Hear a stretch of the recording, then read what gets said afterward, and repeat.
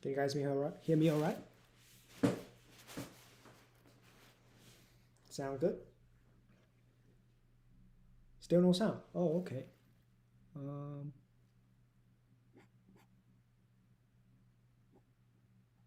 all right. Let me troubleshoot this. Thank you guys for the notice. Oh, it's good now. Okay.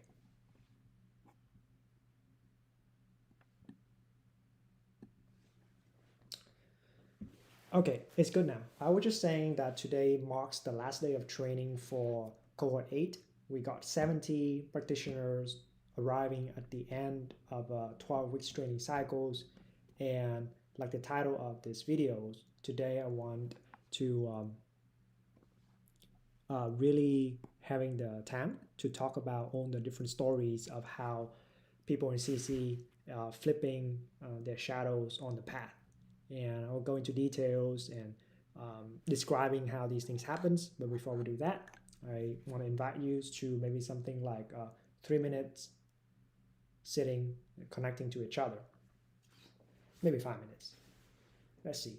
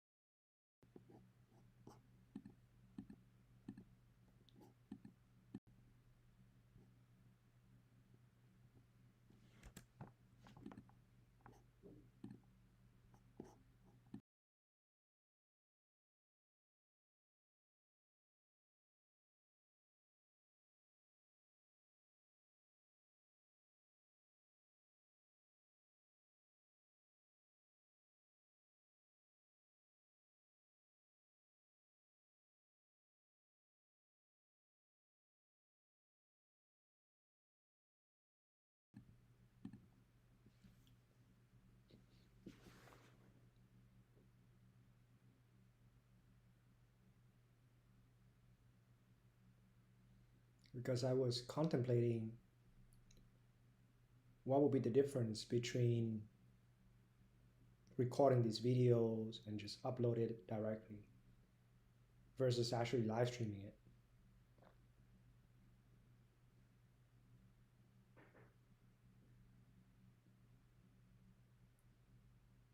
Is to slowly building out the culture where within CC we have really normalized this in the last almost 2 years, 1.5 years when we started the bootcamp protocols. Is that even though we are connecting via a screen like this, you can feel me and I can feel you.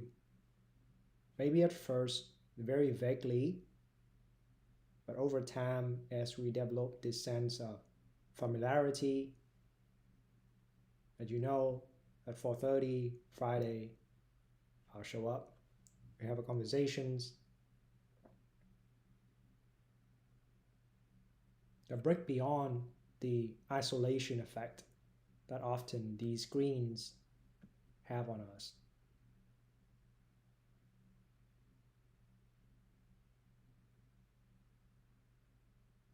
Because again and again, many people in CC show up sharing that, whether that is Frank's video that has this effect that touched them, that they receive a type of signal that somehow you just know that this is something important for you to pay attention to, or previously was our podcast series, where you just recognize there's something different here. So the space that we're building and co-creating together this space is very much the texture, the fabric of intimacy that makes a lot of the CC methodology possible.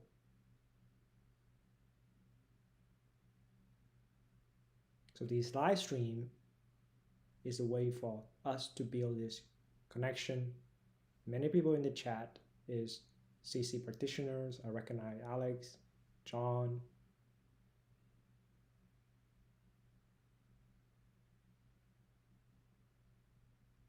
To Alex and John, these kind of connection is just, been normalized.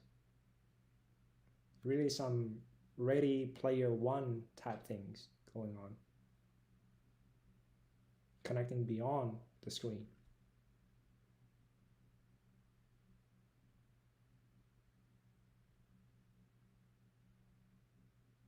And using these live stream as an anchor to stabilize the direct moment,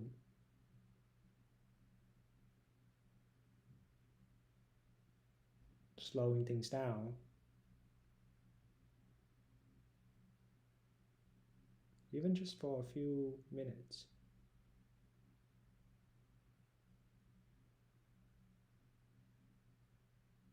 Not rushing.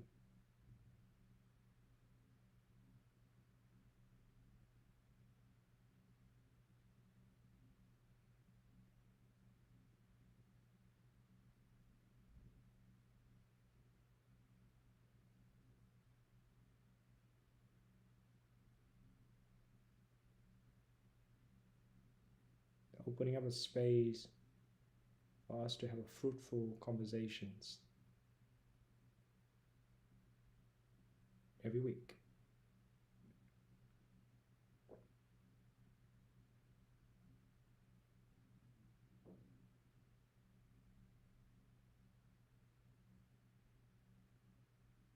Today, our topic is the shadows we face throughout the path on the way to awakening realizations.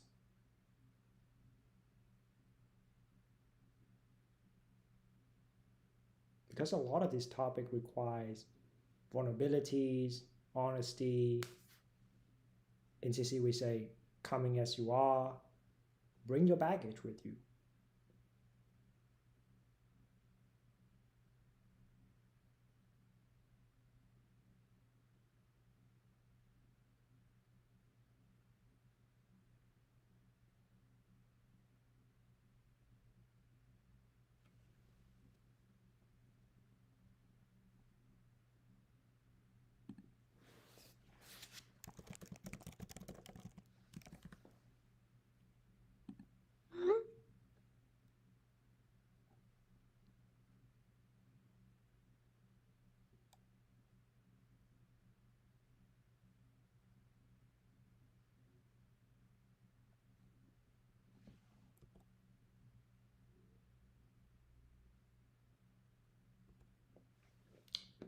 So let's get started.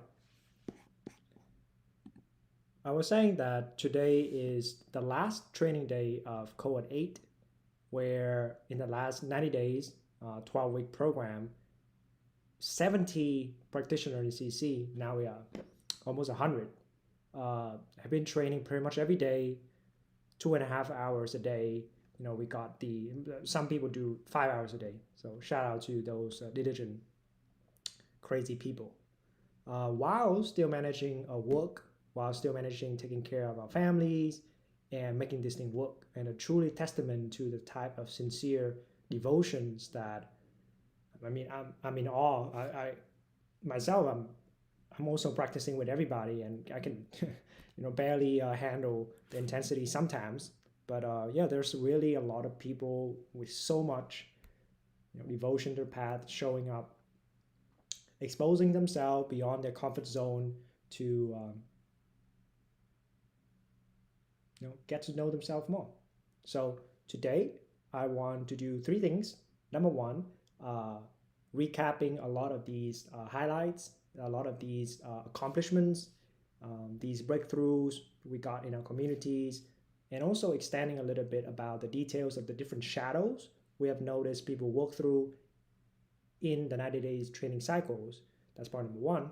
Part number two is talk about the mechanism why the CC container make this possible at scale. Now, this is the 5th bootcamp now, a scale of doing this. And the last part is inviting you to the next step, as today is closing up the training cycles cohort 8 and cohort 9. First round application is opening now. So without further ado, let's talk about confronting our shadows on the path. Okay, one of the things we're starting to notice when we train together is the pattern of illumination and integration. So we were saying that, throughout these 12 weeks, really the first 6 weeks is just to build up the momentum of illumination, meaning how clearly you can see this moment being compounded into existence. That means your shadows, that means your aspiration, your impulse, on the way you cling and grasp into things. And so once we see that in the first 6 weeks, then the latter week 7, 8, and 9 is a lot of people deconstruct their clinging and grasping, meaning facing these shadows and making different choices. And afterwards, integrating into a new pattern. Now, what we found to be very interesting, at least very interesting to me, is a lot of these obstacles, after we do it on the path for a while, a lot of the drama, the loud, bombastic type that we see we wrestle with, those things actually can kind of go away. The one that's actually can be very challenging to even detect and work through is kind of quiet and sneaky. Like the ones we kind of organize our whole life, even though we're putting in a lot of effort, even though we sincerely is intending to practice. But we just keep avoiding these ones, or we keep ignoring them, or we just completely unconscious that we have these patterns. So those are actually the ones that take a while for us to sink below just the casual okayness. Like that's one of the things previously in the second public practice week, we have found it to be somewhat challenging to share with practitioners maybe at an earlier stage in their training, where the practice and the meditation is just about producing good states. They don't really see yet that even the need to chase good state is coming from a sense of, inadequacy, deficiency, some sort of shadow. Like they don't even see it yet. Not until you go build the skills, exhaust those things, then you're starting to see that, oh, these shadows run my life much more than I run it.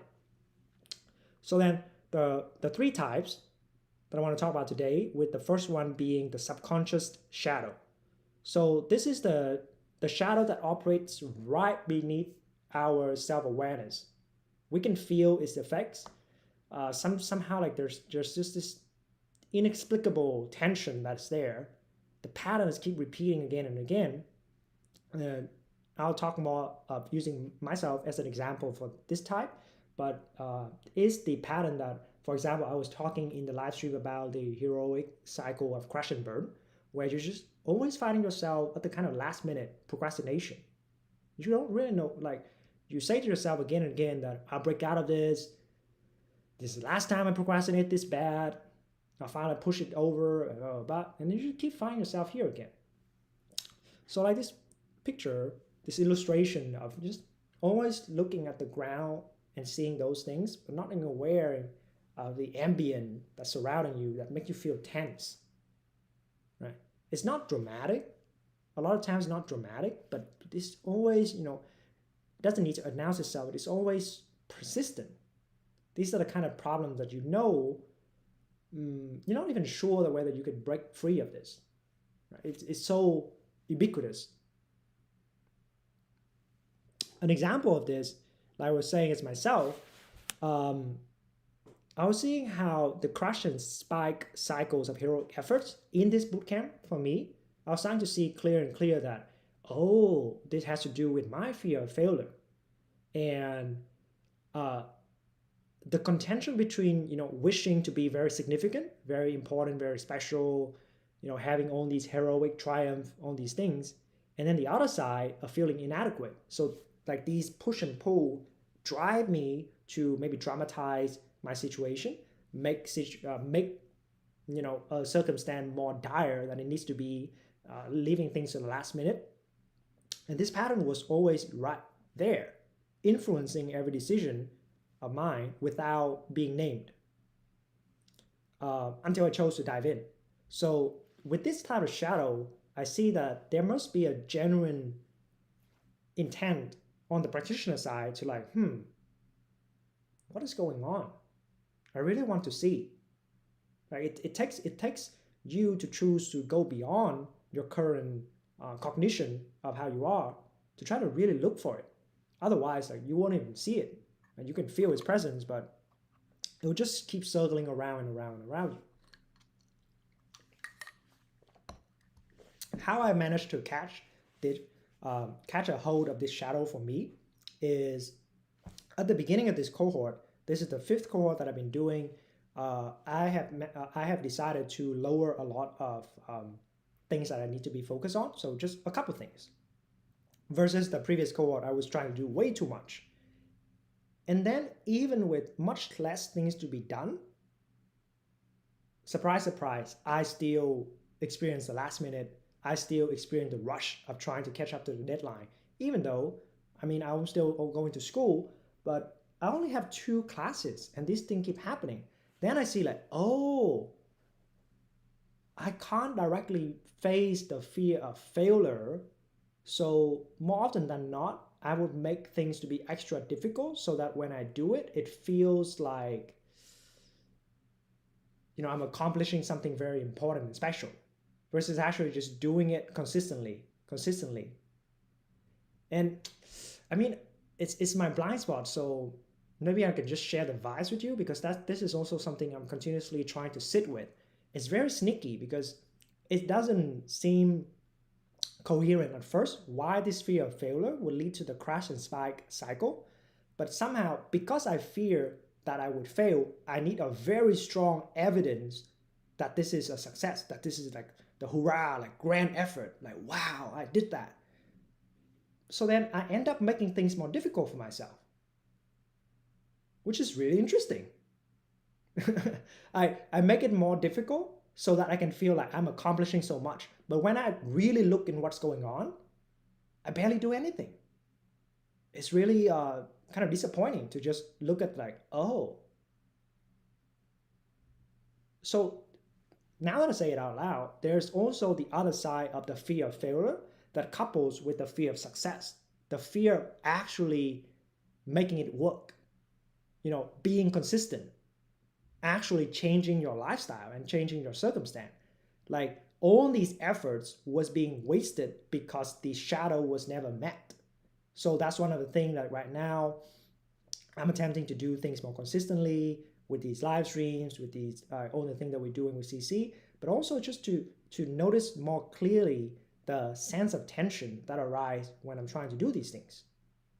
Right? That's why I even like, okay, let's dial it in, let's dial it back, being more clear. We're just gonna talk to people now. We don't wanna like, talk to every type of practitioners out there. We want to focus more on people who's been on the path long enough to see these cycles for themselves. So I don't need to feel that heroic effort to try to convince everybody on the path. We just talk to people who's maybe 5 years in and just kind of like already know it's not about proving you got this inside or that inside, but now it's just an ongoing cultivation. Like that's our people, right? And not necessarily trying to put on a show that attract everybody here. That's what I was trying to do with the previous live stream and all that. And if you can scroll back, you're starting to see those patterns that reflect in our live stream. Now we just keep it more simple. So moving to the second type. So the first type really is the kind of subconscious shadow. The second type is what you already know, but you know what you need to be doing, but you just keep not doing it. So you can name it, but you can't move through it alone. If you left to your device, you wouldn't take that direction for whatever reason. Something is holding you back. For whatever reason, you keep making choices that not do the thing that moves the needle.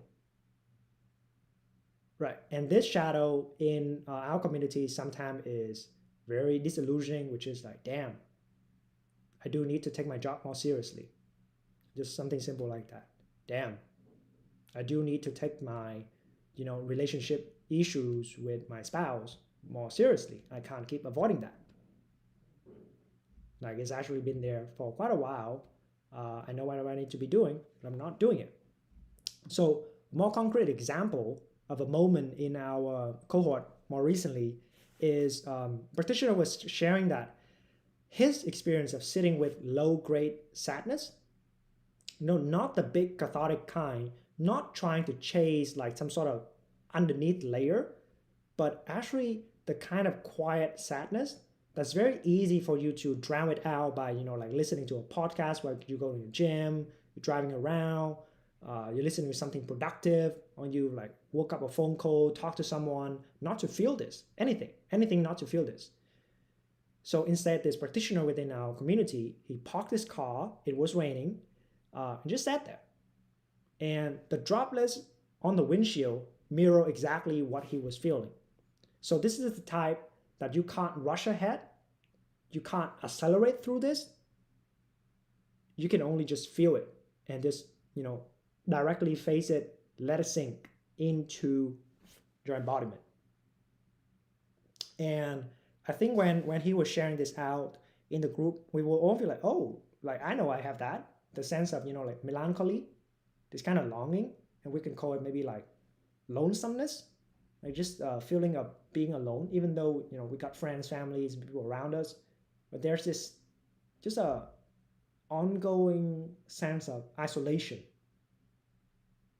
It's very interesting that this type is kind of all these emotions that's always there. We know the practice asks us to feel it, but because it's not anything big to make a project out of it, we just skip this. We just avoid, don't want to feel. That's one type of shadow. And then we also got a third type, which is maybe the more, I guess this could be like the more difficult one to reclaim this, but this is the one that we disown. So this is the part that we demonize. Bad, this part is bad. We ostracize, like we cut it off, or we project this onto someone else. So we disown, as we disown a part of ourselves, it doesn't really disappear. It's just running the show from your blind spot. Or if we do a blame cycle, projecting like that person over there is a bad person, like just fundamentally bad. We don't see how we engage in like projecting a meaning on that person. And for me in this case, a lot of time was seeing how, not just me, I think like a lot of there was a very emotional sharing back, I think in week 5, week 6, when we started, like the shadow material is really starting to come up to be met and purified. One of the realization a practitioner shared was, oh, I'm just like my father.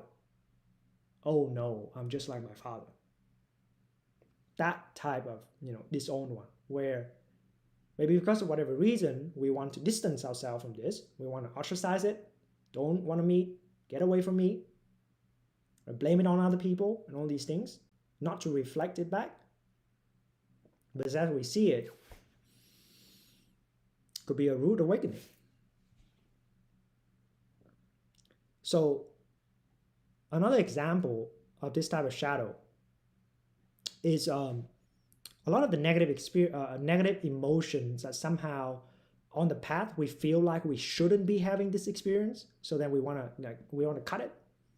Sure, we can say like in terms of view, we'll say that it's an extreme views regarding to annihilation. Like you want to destroy, you want to remove this problem from your life, you don't want to meet it again. So then we have anger, we have sadness, we got shame, we got guilt. And we may feel like our practice, our skills in meditation is working through it and not seeing that it's a form of suppression, of not feeling it, retreating from it, refuse to make any decision about this or while feeling like this. So a practitioner was working with anger, and he was sharing that one day he just, stop suppressing it, stop judging himself for feeling anger. While previously he would feel bad about it, always like, I need a moment, I can't do anything right now, I'm too angry. Instead of a normal outburst, the fitness he have cultivated by just sitting, staying with these kind of edge of your shadow, welcoming and extending your acceptance of yourself. And that anger transformed into creative energy. Kind of like a locked in moment. You're just powering through it. So the anger no longer holds a position of something that needs to be cast off. So we were asking him, like, did it transform into something else? Did it, become something like a powerful, an empowering emotions or whatever? It was like, no, it still feels like anger, but it just take on a different direction. And I think that's what's a lot of times beautiful about this kind of moment where we finally manage to flip a shadow. And we'll go into more detailed stories in about a minute. But these moments when the shadow actually got flipped and what was once such a burden suddenly becomes something that uplifts you, kind of flipping an enemy to an ally in that way, into a friend, even more beyond the enemy and allies. And that transformation only became possible when he stopped treating his anger as something to exile. So before we go to transformation stories, how are you guys feeling about these shadows? Because I know that one of the big topics of the people I've been talking to in the last 3 weeks was seeing how, you got your meditation insights over here, and the more you go into retreat, you do books, you take psychedelic, you go into ceremonies of seeing through and through of your experience. But then on the other side, you also cannot avoid that the psychological baggage that just constantly, bringing you out of abiding presence. That's some of the words that I know people use. And then it's just a matter of like wanting to go deeper in this, but also seeing all these elements and how do we come and combine them together. Does that kind of sound familiar in your journey? At this stage, you know that you can no longer compartmentalize things. It needs to merge somehow, but we don't know how. So then we just got this oscillation from the retreat cave or like the cabin in the woods, kind of like not being tainted by all these shadows of internal dynamics out there, versus this side, the hustling and bustling war of employment, relationships. How do we bring it together?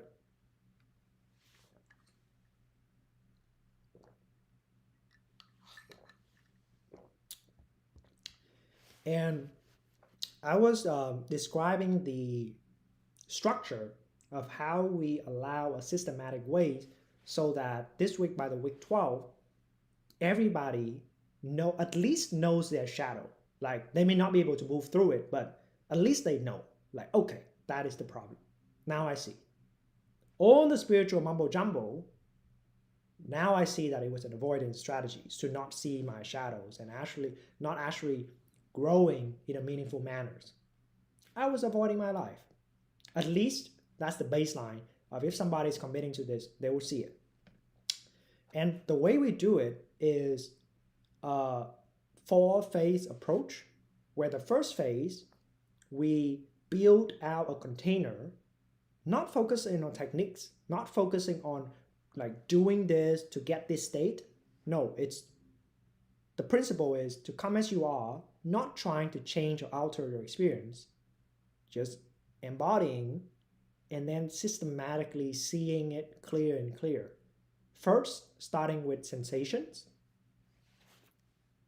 the field of sensations, not just, bodily sensation, but also like the visual field, the audio of the moment, the smell, all that, the ambience of everything. From that comes the emotions. So suddenly now sensation becomes emotional state. From emotional state and sensation, now there's narratives and meaning-making structures slack on top of it, because it's not just, oh, this is state of anger, then you are open to choose between, like, it could be creative energy like we were just talking about. But no, we usually have a meaning structure that just tilt towards anger is bad. I don't want to be angry like my dad. That's a meaning that we choose again and again. So then we starting to see these meaning structure and our perspective we take to view it, a point of view we constantly choose. And then that point of view becomes the thing that is standing in the way of purification and releasing, allowing to change our mind in a very real, simple sense. We have a fixed sense of what reality is, what it should be, and we would not accept any other realities. So instead of doing that, we're just opening our capacity for new types of interpretation, new points of view to emerge. And a lot of that we do through, conversations, a dialogue, being open to feedback and suggestions from people who knows you. That's one. And number two, it's just to allowing that you practice enough that there's this kind of opening, this natural opening. That's like, okay, I can now be with anger more and more and more, to the point that the fixed point of view that want to cast the shadow away also drop. A cessation of that narrative. And suddenly you feel a new type of being that is not bound by that affliction of anger. So then you change your relationship with all that affliction in a way that you don't try to run away from those things anymore. You know that the more, like, as you lean into afflictions, you get the chance to further unbound, further unbind from that, further liberate yourself. So then it's the path no longer becomes like abiding in this completely untainted, pure, luminous experience that is cannot be bothered. And this side is like, oh my God, just collapse under the, I can't believe this happened again. I thought I'm over this, right? Merging it together. So then week 7, 8, and 9, as this purification is starting to couple, with the stabilization, you take this process beyond the cushion to the rest of your life. That's how these people are doing it in CC. That's how we're training. So back to our show. Then this story is then about 3 people that have done multiple boot camps with us. So Janaï is saying goodbye to heartbrokenness and is facing a new type of edge, a new type of chasm that now he has to contend with, which is very interesting. So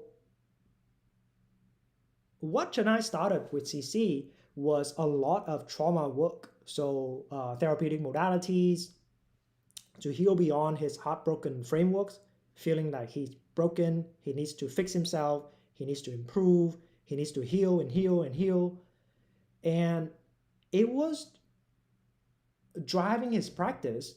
It was gaining, it was helping him to gain more, understanding about his pattern with like IFS, trauma models, and all those things are, fine and dandy. But the pattern is still based on that, like we were saying, the point of view. That is the thing that will not cease without careful examination and illumination, was that I am broken. That thing wasn't budging. Like, it's just like, I am broken and now I'm healed. It wants to do that. But it wouldn't like, I am okay, or I am not broken. It couldn't do that. And Janaï, through cohort 5, cohort 6, Janaï was also doing it, but like with less intensity. Cohort 7, he came back in. Cohort 8, so that's almost a year of training with us. He's starting now to see there is a shift that going from a solo practitioner's lone wolf dynamic, right? Lone wolf dynamic, so can't get too close to other people without this getting triggered, was running his relationship, projecting the abandonment outward. The shift that he moved from the heartbreak frameworks into what he calls moral leadership. So simply replacing the word love, or like, I am chasing love. I am becoming unconditional love, like those vague spiritual language that is very hard for us to measure anything, meaningful out of it, and replace that with commitment. So looking at his situation, Janaï just simply sees how he's showing up, whether he is taking on responsibilities in a way that is skillful, whether he can face a problem in his relationship and not buckle away, but actually produce new solutions, especially the relationship he has with himself. Right? So in this way, the real shadow work happened when he realized he wasn't heartbroken anymore. And now suddenly he's scared. Now is like an interesting new tiers of shadow work, which is he practiced long enough, show up long enough, receive the different pointing out to move beyond the frame of I am heartbroken. But then he's starting to see how he used to make it into a home that drives every decision. Just keep looking on trauma modalities and healing and all these things, which is very important. Janaï came from a background that was very traumatizing. Not gonna go into too much details, but like very rough, very, very rough childhood growing up. Bad, places in the psychosomatic experience was heavily dysregulated. But as he spent 1 year of just training, being with myself, I saw him moved from, today on Discord, it's also marked 1 year anniversary friendship between me and Janaï, so that's cool. I saw him move from just building on the stories and narratives about his trauma here, and then become this, and now it's here, and all this mechanism, which is very sophisticated, but the base is still, I'm traumatized. Now he's moving to the point that he doesn't feel that anymore, and there's a new type of fear, which is the fear of going beyond just survival into actually enjoying life. So that's a direct quote from Janaï this week. My heart doesn't feel broken, yet this made me feel scared. Scared of, that's also like a similar fear of failure, fear of success combination. I guess it's my thing is more like fear of success, so then I, do things that is more failure prone in that way.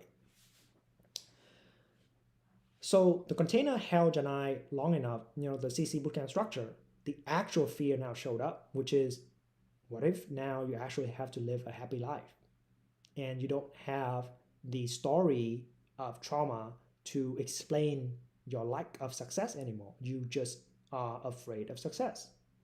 And I think in this bootcamp I sat with Janaï in multiple discussions, and I was just watching his new demeanor. Pretty interesting.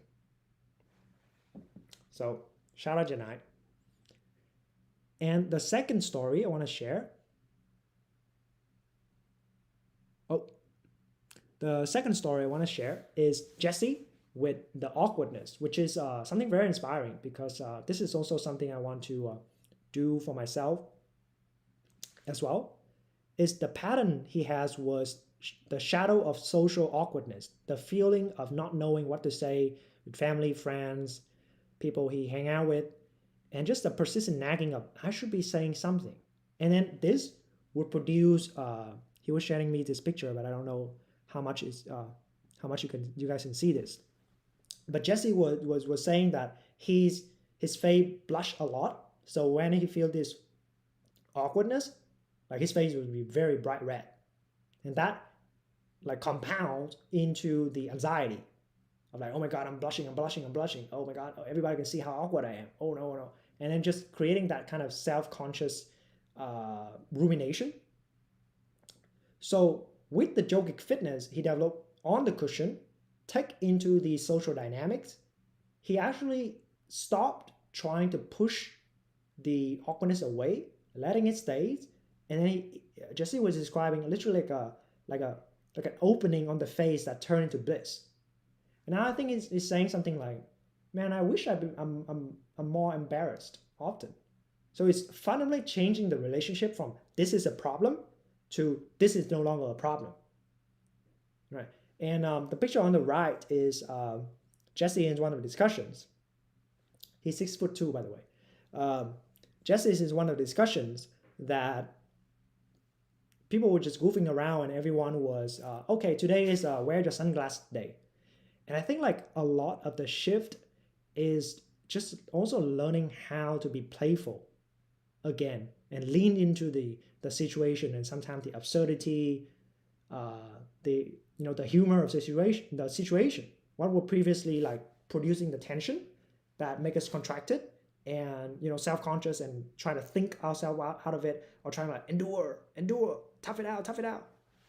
Because I know a lot of I think stoic type practitioners sometimes get trapped in the trajectories of just I will build more resilience to endure more, which is very important, but it's also similar to the Janaï situation where that just become a never-ending game, right? Just continuously feeling that. But now it's actually for Jesse to flip that from no longer enduring but enjoying, which to me is really mind-blowing. Because this is something I don't think I can do. Like I have a problem also with the sense of embarrassment, a lot of shyness on my side as well. And I was like, I was seriously asking Jessica how he was doing it. So previously he was saying that it's either some sort of self-improvement to become more confident, so this thing wouldn't arise. Like if I always know what to say, then I wouldn't be feeling this. If I wouldn't be feeling this, that would be great. I no longer have to accept the fact that I blush easily and that makes me feel embarrassed. So now as he flipped that, no longer a problem. The shadow got illuminated. Now it's become a matter of actually seeing the affliction as the training ground, seeing the problem as the space for qualities to be developed. The third story, key insight. The discomfort wasn't the enemy. It was actually pinpointing somewhere. The CC work gave him a methodology to be with it rather than just performing past it.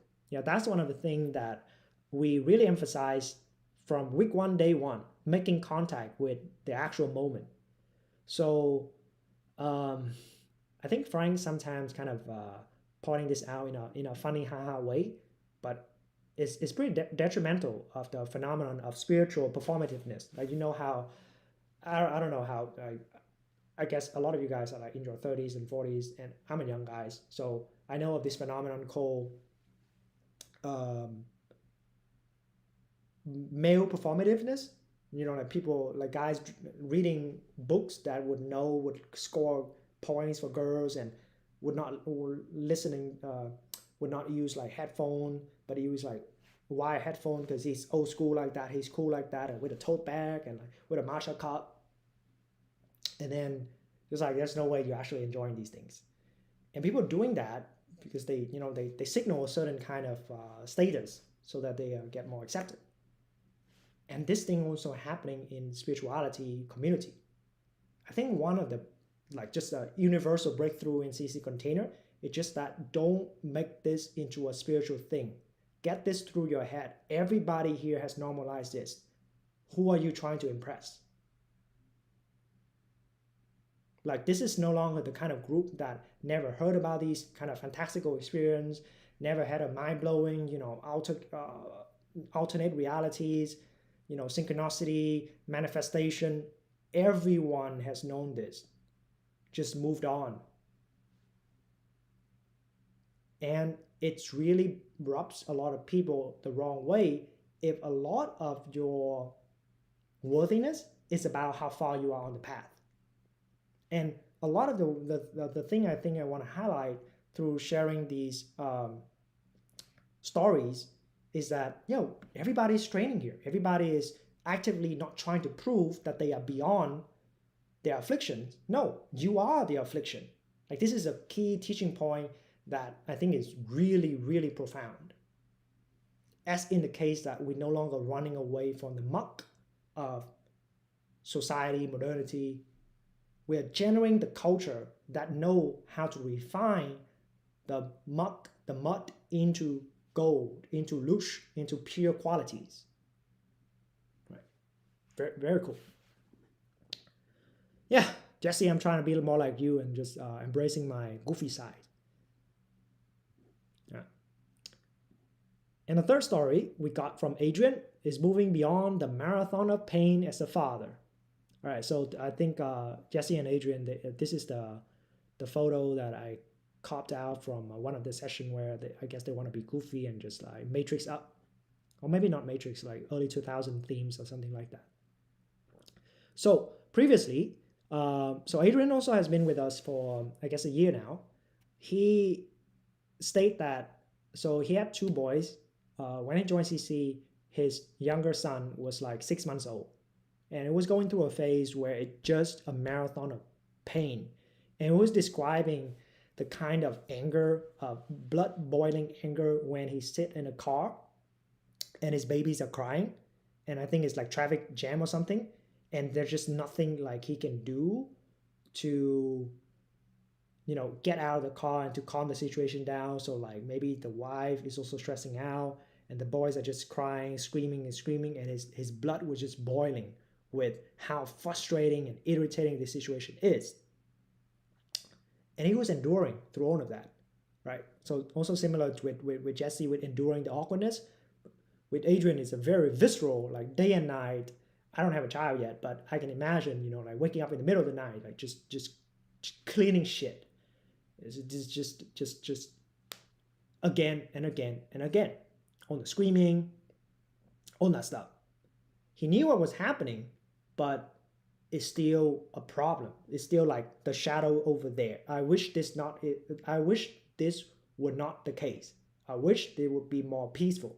It's still running away from the direct contact with this moment as it is in a very tangible manners, right? Like, I guess a lot of guys are also asking whether this is compatible with being a father on the path. And I think Adrian is a prime example of pulling it off, like doing all of this while the boys are growing up with him. So the shift here is that we share a container for Adrian to be somewhere that he bring out and he refine all these aggression, all this ability to stay with anger more and more and more. Again, I've started to see like how much anger is such an issue of just this pent up energy of not being able to express for many men out there, I guess. So instead of just like suck it out, why knuckling through the situation? What I remember Adrian was saying is that now the situation, the crying and a lot of that, of course, is lessened over time. The boy is more mature, is like there's more boundaries and knowing how to work the situation, become more skillful as a parent. That helps out a lot. But even when the situation of like the late nights or like the 3 a.m. wake up, all these things, the ability to just stay with the difficulties have increased to the point that he can be the peace while the chaos, containing the chaos in that way. It's just no longer a problem. It's fine. And he was sharing a cute thing that I think his son teacher, older son, so I think it's like 6 years old, was asking, what do you want to do when you grow up? And his kids say that when I grow up, I want to meditate like daddy. Because I guess his son was seeing how much um, uh, was seeing him meditating and thought that is his job, which is it's kind of his job. Um, but yeah, it just I don't know. I also when a lot of fathers share these things in CC, I was just seeing into what this would mean for children to grow up in a container where their parents uh, are consciously not projecting, not just licking their problems onto the next generation, like not doing that generational trauma thing, just knowing how to hold their own problems, cooking it, as we say, meeting our shadows, integrating in it, and to have a psychologically healthy ego for the children to observe and mimic. What would that do to the boys? Very interesting downstream effects from this. Yeah, so this is like, it's not like all these things, not necessarily like a one moment of a technique just hit, or like one simple, meditative maneuvers that made this all possible. No, it just become more and more present in his own life. All these shadows are not just on the cushion. Of course, there's some moments of that. They start there. It's the basis that we build out this competency, but a lot of this is just ongoing, days in, days out, showing up when the difficulty arises. And his kids probably felt it before, like the sense of presence, the sense of calmness, before he could articulate it. One of the things I was also asking all the dads is that their growth, their gains after the bootcamp. And Adrian was also sharing that his literal ability to stay with shit, just changing diapers. Previously it was disgusting. Oh, it's terrible. And now he can do it more with more, just acceptance of the moment, more equanimity with the diapers, I guess. Some really nice work. So I want to move into talk about why the container make this possible by the concept of zone of proximal development. And I think this graph really captures a lot of the dynamics with solo practitioners and the trapping we face if we just do it alone. Without the second layers of the zone of proximal development, what we can do with help, we see that what we can do alone and what we can't do alone because without help. And just beyond it. So it's just like a sense of comfort zone, and the rest is just frustration. Just comfort and frustration, comfort and frustration, comfort and frustration. But what's allowed for a zone of proximal development is that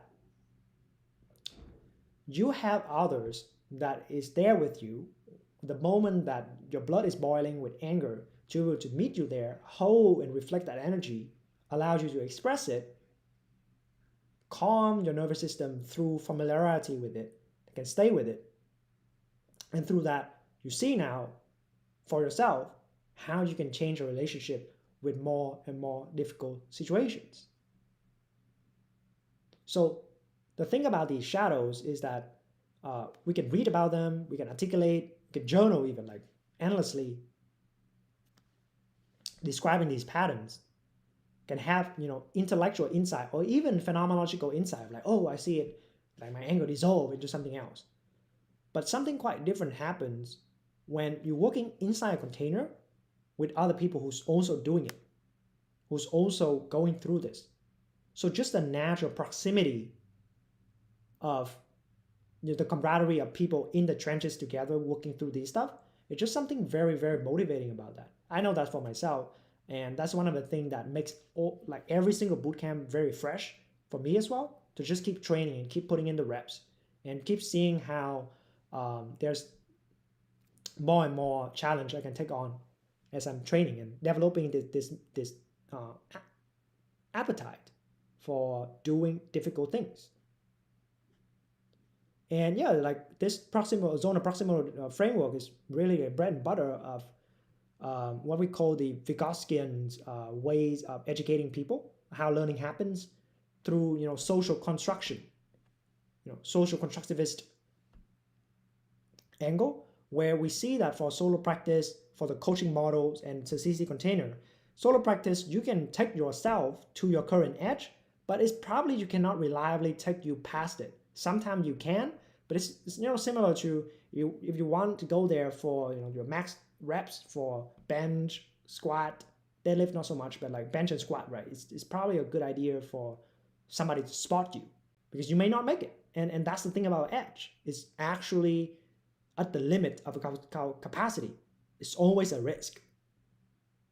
If we do certain things like hardcore inside practice or go on retreat practices, we know there is a real risk of feeling like we want to lose our shit here, spiraling and blah blah blah, all these things. So the risk management aspect of the training is something that requires very precise targeting.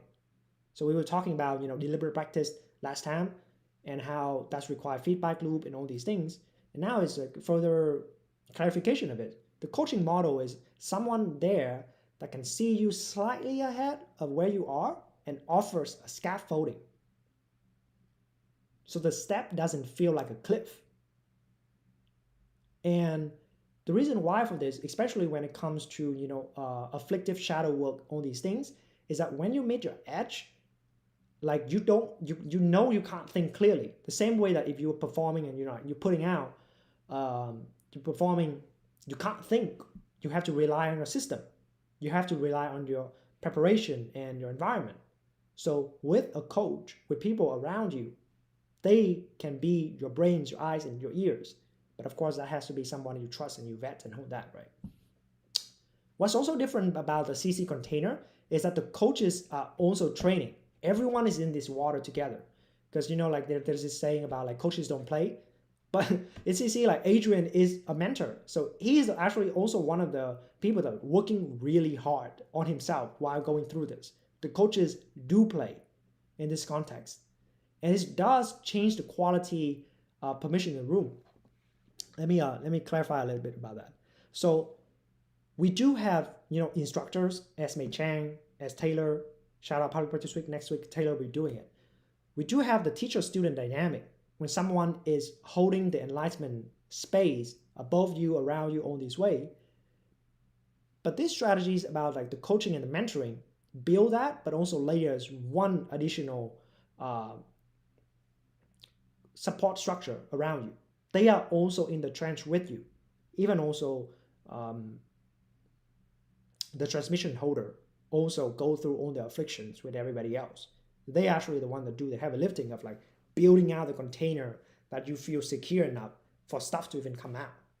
I was having a conversation yesterday with one of our Haklai, one of our participants. He and I, we never had a one-on-one before. We never actually have a conversation before. But after 12 weeks of just sharing the general space together, as if we have been talking together forever. So this is the sense of camaraderie of a close-knit community. Like we were saying, that there's 70 people in here, but I pretty much know every single one of them. Yeah, I know every single one of them. Like their story, their journey. And I reckon that most of the people in CC also know maybe the majority of people here. So in this context, everyone is in the water.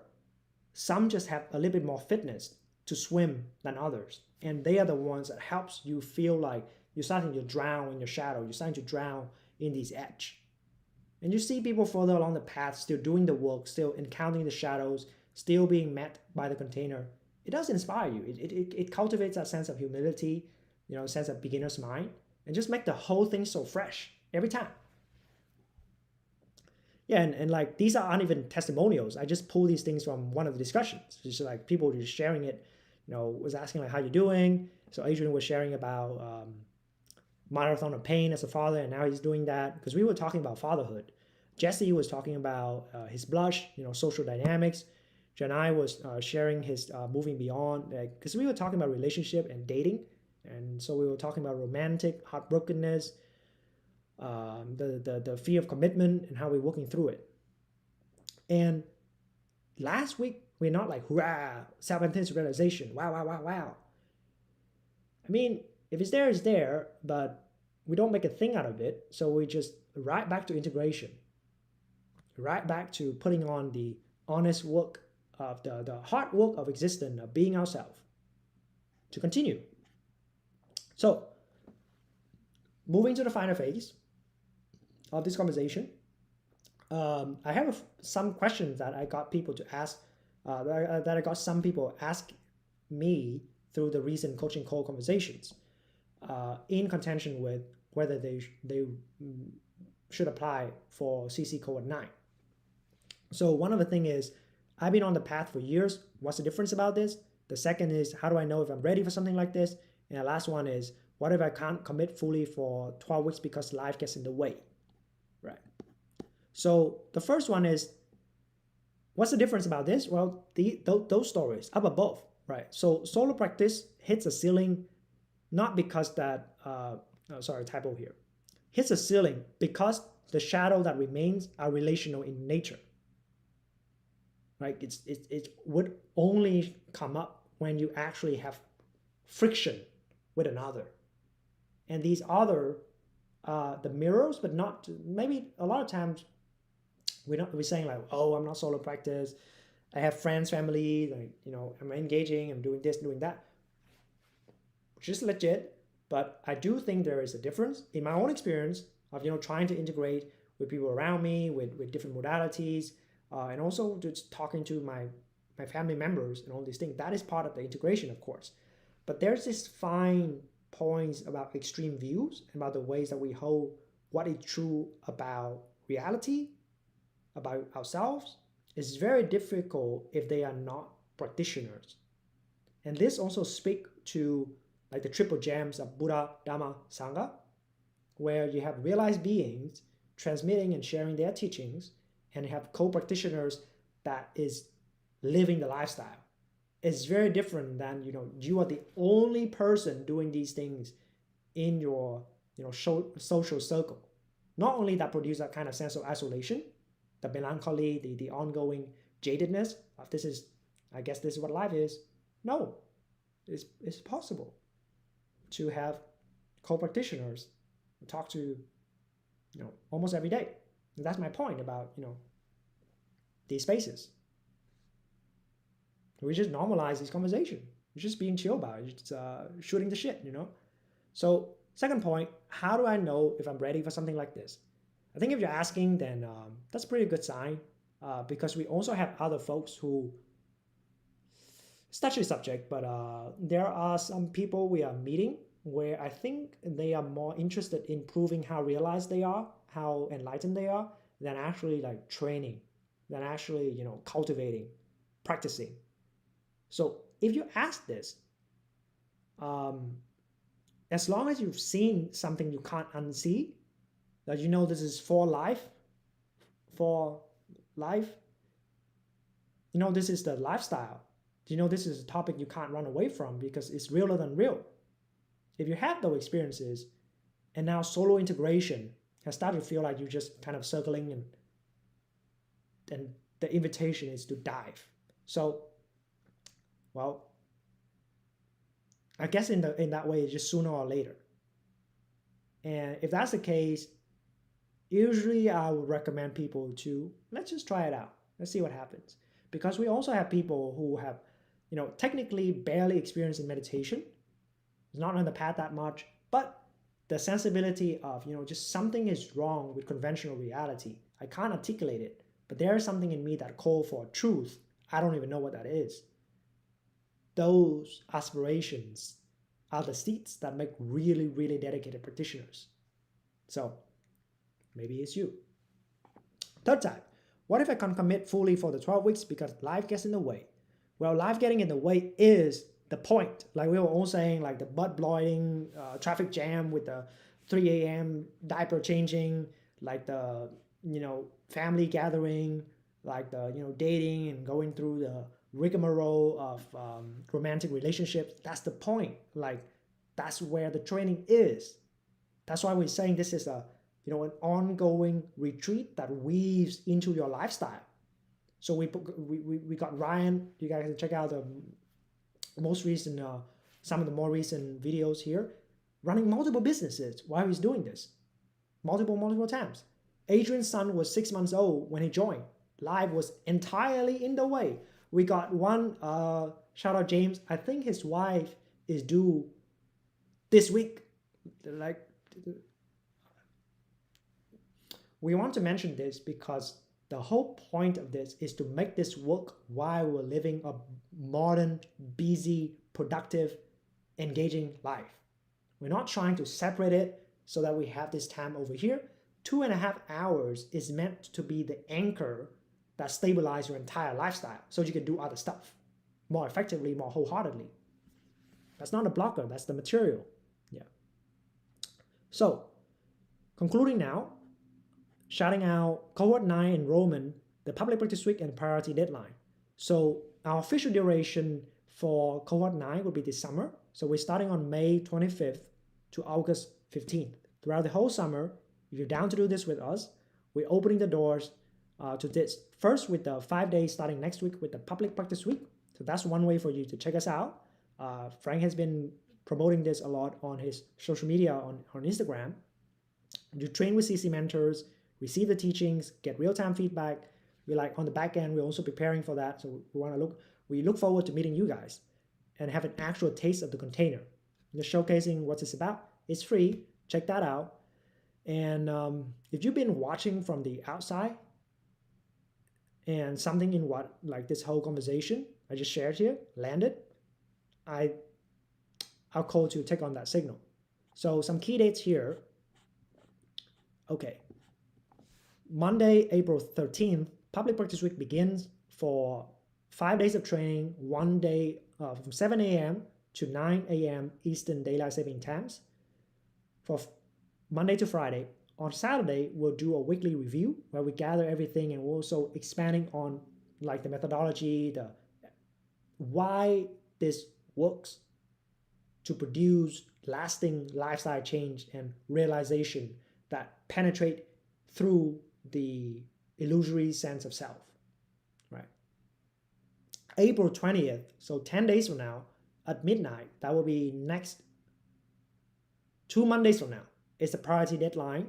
So if you submit by then, installment payment will becomes available. So this is for people who really want to hop on this, and the pricing may be something of, you can't do it immediately. So this is the way for us to save some of these slots and make sure that we can take care of the diverse financial situation. Your spot will be secure before we fill it up. So we are intending, so right now our community have 70 practitioners. There's already 20 people that will committing to the next stage of our bootcamp. There's also, our team right now is close to 20 something people as well, volunteering. Everybody's also training together here. 20 volunteers, doubling down, training, contributing to make the show possible. And we're intending to take about 30 new people. And I do believe there are about 6 slots that have been filled. So 24 more slots. If you want to take that chance, I recommend that we make some moves. And we're not open enrollment because, you know, for this container to be effective, there's a lot of fit that it goes into the consideration of how to make this work. So space is generally limited. We're not the kind of program that, you know, we just have anybody joining. Right? That's not what we're offering right now. What we offer right now is a container that everybody comes to know, to meet yourself in the support structure of everybody's attempting to do the same. So you can apply at mindtraining.cc. Go over there, check out the application. You can also check CC Insta, Contemplative CrossFit on Instagram to check out the link to Public Practice Week if you haven't registered already. But I think a lot of folks here are already registering for it. So it's time to make some moves. I really recommend that you take to it. So, like we were saying, that it's a really special day. I think it's been a while since I feel this inspired. Closing this space of cohort 8 on the practicing here. And I was saying that a couple of guys here is also current CC members. I want to dedicate this space. So the preciousness of this training is really immeasurable. And may the signal reach whoever is aspiring for realization and having the Buddha, Dhamma, Sangha, the whole package, the whole 9 yards in a modern context. I sincerely want to extend that invitation out. The bootcamp enrollment starts now. Look forward for cohort 9 throughout the summer as we dive together in training. Now, okay, just holding the space for a few moments before we conclude.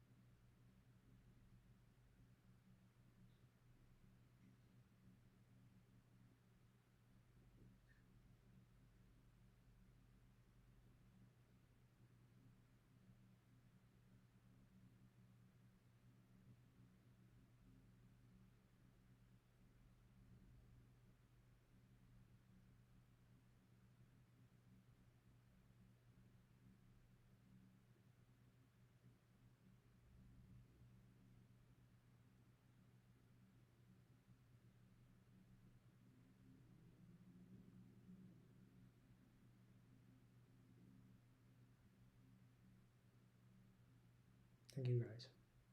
I'll see you around. Take care.